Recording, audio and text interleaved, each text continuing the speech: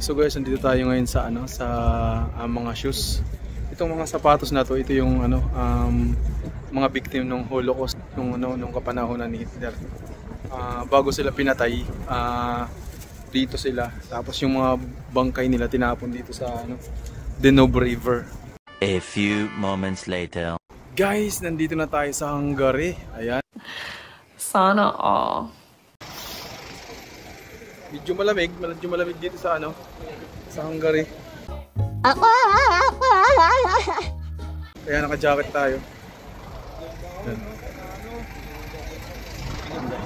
Ayan, mga kasama ko. Ayun yung bus namin, RegioJet. So mamaya pupuntahan natin yung mga mga kasulok-sulukan ng mga pasyalan dito sa Hungary. Let's go. Pinabilib mo ako, hangang-hanga ako sa'yo. Simulan natin ang paggagala dito sa Budapest. Ayan.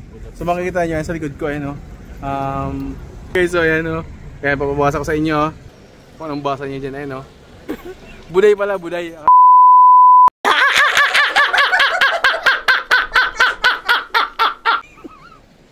Taasin ako guys yung ayan, dito tayo sa Budapest.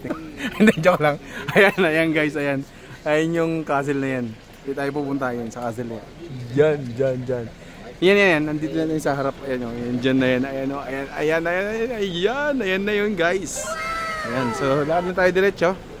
Ayan, tutur namin kayo dito sa Budapest. Naintindihan nyo? Ayan. Ayan guys, taas ng castle, Zoom natin kung may tao sa taas. Walang tao sa taas, guys. Pababayin sana natin. Guys. So maraming turista dito, guys.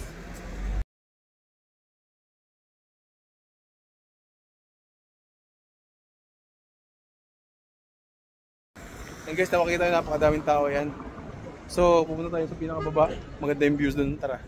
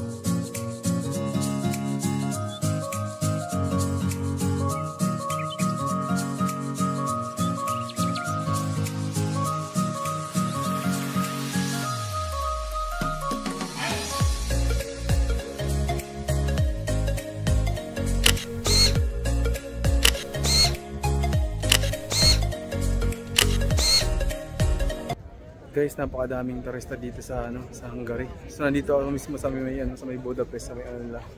Ayun guys, Ayan.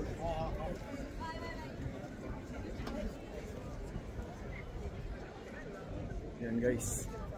Ayan guys, ito napakaganda dito sa likod ko. Ayan Ayan guys, kaganda.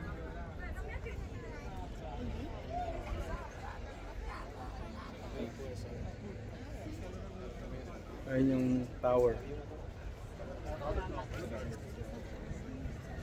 So, aganda guys yan Stig. A few moments later.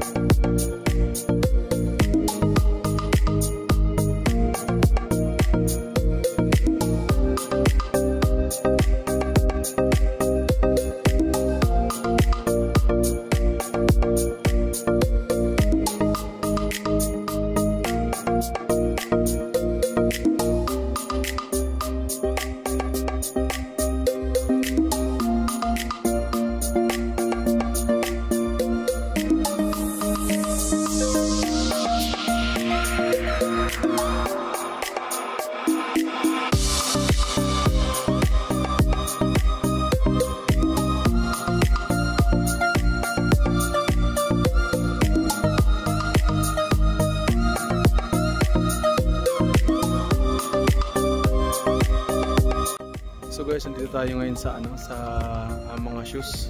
Itong mga sapatos na to, ito yung mga victim ng Holocaust nung kapanahonan ni Hitler. Bago sila pinatay, dito sila. Tapos yung mga bangkay nila tinapon dito sa Danube River. Danube River yung pangalan ng river na yan. Ayan, kaya historical yung mga sapatos na yan. Ayun yung mga biktima ng Jewish Holocaust. Ipakita ko sa inyo guys.